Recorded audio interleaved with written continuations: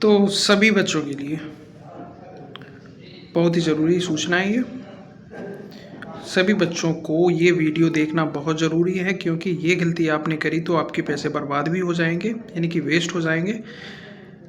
अगर आपने Uttar Pradesh state medical faculty यानी कि UPSMFAC में फॉर्म अप्लाई किया है पैरामेडिकल कोर्स करने के लिए, तो फिर ये वीडियो आपके लिए बहुत ज़रूरी है। और आपका कितना परसेंटेज है 10th और 12th के एवरेज परसेंटेज जो निकालने के बाद कितना बन रहा है वो आप कमेंट बॉक्स में बताएं। परसेंटेज के साथ आप अपना कोर्स और कैटेगरी भी मेंशन करें। बाकी अगर हमसे डायरेक्ट जुड़ने के लिए तो व्हाट्सअप टेलीग्राम ग्रुप है, तो डिस्क्रिप्शन में लिंक मिल जाएगा, वहाँ से आप सीधे हमसे जुड़ सकते हैं। चलिए बात करते हैं। सभी के लिए ज़रूरी खबर ये है, ज़रूरी सूचना इसलिए है क्योंकि अगर आपने जो ये गलती करी है तो आपके भी 10,000 रुपये जो है ना वो बर्बाद हो सकते हैं। कैसे होंगे वीडियो में हम कंप्लीट बताएंगे डिटेल में।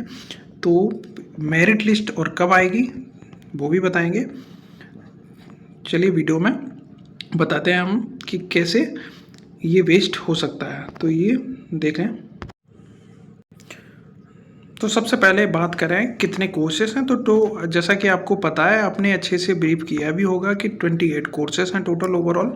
तो ये इन सभी कोर्सेस में आपको जो फॉर्म अप्लाई किए इसके माध्यम से आपको एडमिशन मिलेगा। इसमें कुछ अच्छे भी कोर्सेस हैं जो बेहतरीन अपना स्कोप रखते हैं, और इसी के साथ प्राइवेट सेक्टर और गवर्नमेंट सेक्टर में भी है, तो दोनों में है। और कुछ कोर्स ऐसे हैं तो जिसे करने के बाद आप प्राइवेट में कर सकते हैं। कुछ ऐसे भी हैं जो करते हैं लोग लेकिन उतना अच्छा नहीं हो पाता है, जॉब वगैरह कमी लगती है उन कोर्सेज़ को करने के बाद। तो ये सारे कोर्सेज़ हैं। तो ये 10,000 रुपये वाला क्या है, कैसे है, तो वो समझा देते हैं आपको। तो ये सबसे पहले आपको बता देते हैं कि काउंसलिंग जो होगी मेरिट लिस्ट आने के बाद, मेरिट लिस्ट में आपको जो भी परसेंटेज होगा वो पता चल जाएगा, ठीक है। और जो भी रैंक बनेगा वो पता चल जाएगा। रैंक में जनरल से बनेगा आपका और कैटेगरी से बनेगा।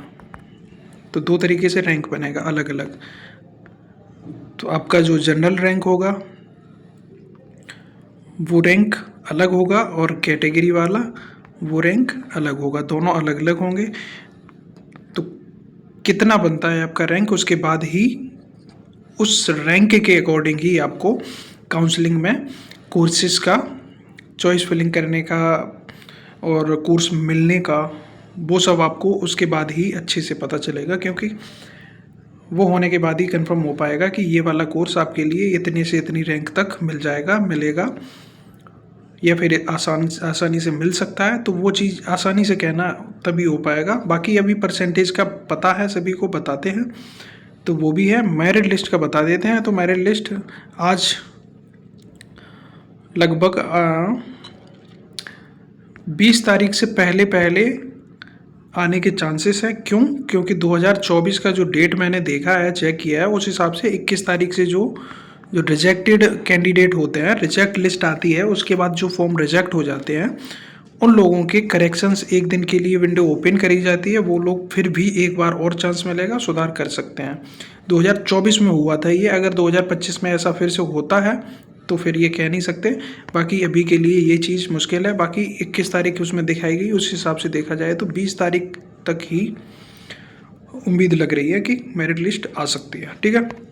तो मेरिट लिस्ट का हो गया। बाकी परसेंटेज आपके पास आपका मेरिट लिस्ट में आने के लिए 55% प्लस होना चाहिए। आप किसी भी कैटेगरी से हैं, यदि आप जनरल, OBC या फिर SC ST कोई सी भी कैटेगरी से हैं आप, तो आपके पास ये वाला परसेंटेज का जो है वो प्लस होना चाहिए, उसके बाद ही आप मेरिट लिस्ट में आएंगे। ऐसा नहीं है कि मेरिट लिस्ट में हम आ गए तो हमको एडमिशन मिल ही जाएगा। तो ये भी ज़रूरी नहीं है कि मेरिट लिस्ट में आने के बाद एडमिशन मिलेगा। जब आपकी परसेंटेज, जो मैं एक नेक्स्ट वीडियो में अच्छे से ब्रीफ में बताऊंगा, डिटेल में आसान भाषा में आपको समझाऊंगा कि कितनी परसेंटेज तक आपको एडमिशन मिलेगा, तो वो चीज़ बताऊंगा। वो वीडियो भी मिस ना करें आप। तो इसलिए आप चैनल को सब्सक्राइब ज़रूर कर लें और व्हाट्सअप और टेलीग्राम ग्रुप ज्वाइन ज़रूर करें। अगर आपको काउंसलिंग में कोई समस्या आएगी उसके लिए मैं हूँ। मैं आसानी से आपको बताऊँगा, समझाऊँगा इस तरीके से कौन सा कॉलेज है, कितना परसेंटेज है, तो क्या फिल करेंगे, सेलेक्ट करेंगे, सब कुछ। तो बात करते हैं 10,000 रुपये वाली, जो बर्बाद होंगे कैसे। सबके नहीं। तो ये 10,000 रुपये का क्या है, तो वो समझेंगे। तो जैसा कि आपने जो 5,000 रुपये सिक्योरिटी फ़ीस आप जमा करेंगे, जो अभी जब काउंसलिंग के टाइम पे चॉइस फिलिंग करेंगे, जो भी कॉलेज सेलेक्ट करेंगे उसमें, तो उसके लिए है ये। तो अगर आपने ये गलती कर दी तो फिर आपको भी ये फिर पैसे गंवाने पड़ेंगे, बर्बाद हो जाएंगे आपके, वेस्ट हो जाएंगे। तो इसलिए ये चीज़, ये गलती ना करें। तो जैसे कि बता दें कि सबसे पहले आपकी जो मेरिट लिस्ट है वो आएगी, वो 20 तारीख के करीब आने के चांसेस हैं। और इसी के साथ इसके बाद आपको जो मेरिट कार्ड आपको मिलेगा, मेरिट कार्ड मिलेगा, उसके हिसाब से ही आपको कॉलेज वगैरह और रैंक के अकॉर्डिंग ही आपको कॉलेज और कोर्स सेलेक्ट करने होंगे, और उसी के हिसाब से ही मिलेंगे। जो मेरिट कार्ड में रैंक आएगी उसके हिसाब से ही। ऐसा नहीं है कि आपके परसेंटेज इतने हैं तो ये भी दिक्कत ये भी होता है, जैसे कि आपकी परसेंटेज 85 प्लस है, ठीक है, आपकी परसेंटेज 85 प्लस है सपोज़, और आपने कोई अच्छा कॉलेज मिल सकता है, मान लो कि KGMU या फिर UPUMS ही मिल गया, मान लो, ठीक है। और बच्चा ये जो 85 परसेंटेज वाला है वो गोरखपुर का है, ठीक है, गोरखपुर का है, तो वो बच्चा ये ना लेके वो अपना गोरखपुर BID ही सेलेक्ट कर लेता है। ऐसा भी हो जाता है कि BID, जबकि आपको उस बच्चे को ये मिल सकता है और उसने ये वाला ही सेलेक्ट कर लिया है और घर के पास की वजह से। तो ऐसा नहीं है कि इसी कॉलेज के लिए ही मारामारी है, जो यही कॉलेज है, ऐसा नहीं है कि इन्हीं कॉलेजों के लिए मारामारी है। काफ़ी सारे बच्चे ऐसे होते हैं जिसका घर पास में पढ़ रहा है, वो अपने घर के पास में ही कॉलेज जो पढ़ता है वही कॉलेज सेलेक्ट कर लेते हैं। तो ये चीज़ है, तो इतना वो नहीं होता।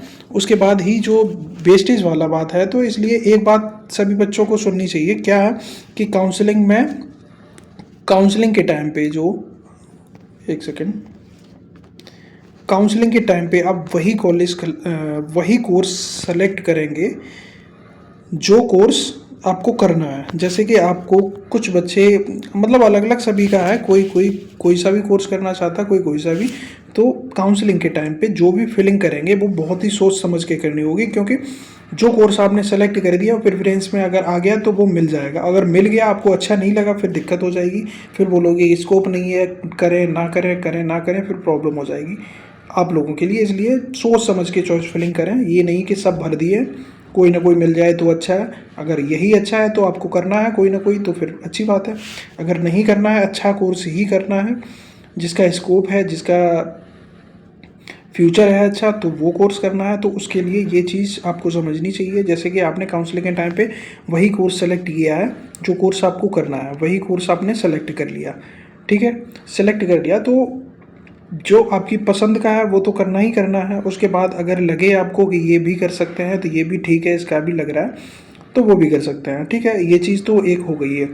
अगर आपकी पसंद का नहीं है, सपोज़ आपने सेलेक्ट कर दिया और आपकी पसंद का भी नहीं है, कर ले दिया क्योंकि परसेंटेज थोड़ा कम लग रहा है और हम कर देते हैं तो हो सके मिल जाए, तो ऐसा भी मत करना।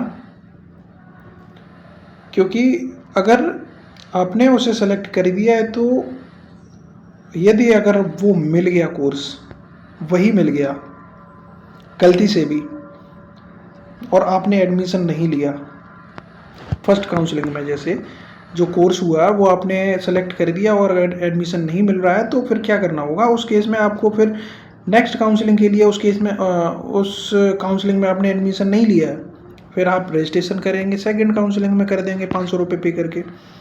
क्योंकि फर्स्ट में आपको मिल गया था तो फिर सिक्योरिटी फीस भी जमा करनी पड़ेगी आपको फिर से।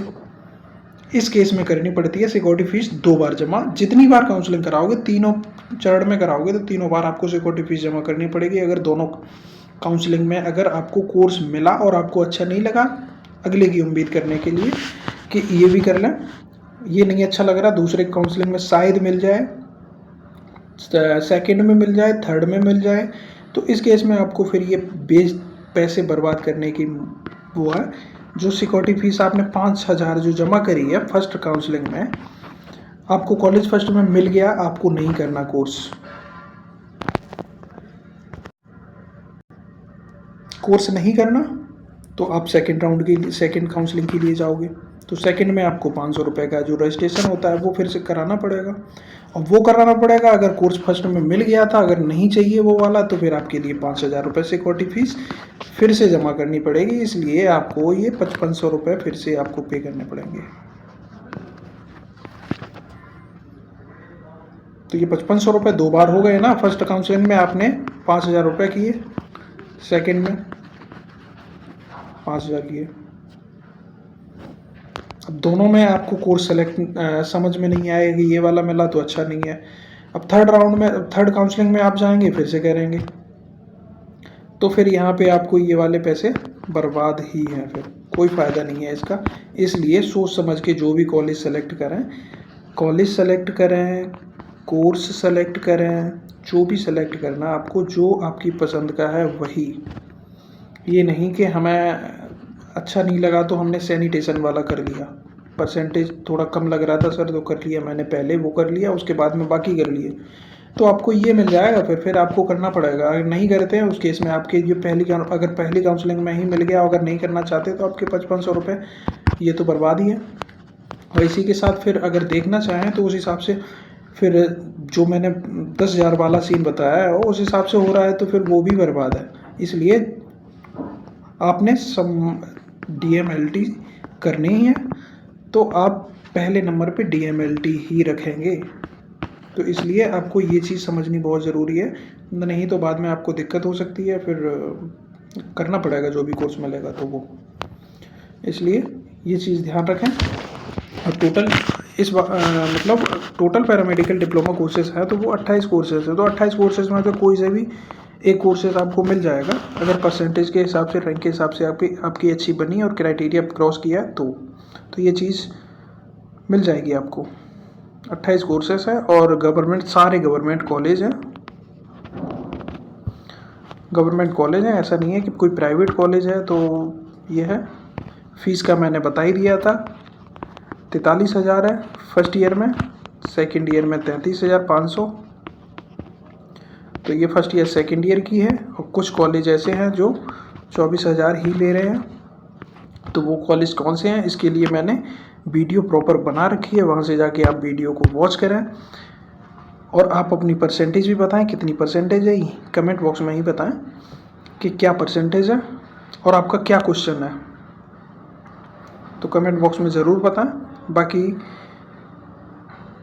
व्हाट्सएप और टेलीग्राम ग्रुप ज़रूर ज्वाइन कर लें, वहाँ पे आपके जैसे कई सारे बच्चे अपने अपने सवालों का जवाब पूछते हैं, वो हम लोग बताते भी हैं सब कुछ। मैं और अभिषेक सर दोनों मिलके व्हाट्सएप, टेलीग्राम ग्रुप, यूट्यूब पर अच्छे से आपको समझाने का प्रयास करते हैं सब कुछ। कोई सा भी कमेंट आता, हर एक कमेंट को हम देखते हैं, समझते हैं, उसके बाद हम रिप्लाई देते हैं क्या है क्या नहीं। तो आप व्हाट्सएप और टेलीग्राम ग्रुप को ज़रूर ज्वाइन करें। कैसे करेंगे, तो आपको करना क्या है, जो आपको डिस्क्रिप्शन है उसमें जाएंगे, उसमें क्लिक करेंगे, उसके बाद आपको 2 अलग अलग लिंक मिल जाएंगे, एक व्हाट्सएप का है, एक टेलीग्राम का है। तो व्हाट्सएप ज्वाइन करने के लिए उस पर क्लिक करेंगे, उसके बाद टेलीग्राम ग्रुप ज्वाइन करने के लिए करेंगे, और सबसे पहले आपको चैनल को सब्सक्राइब करना पड़ेगा।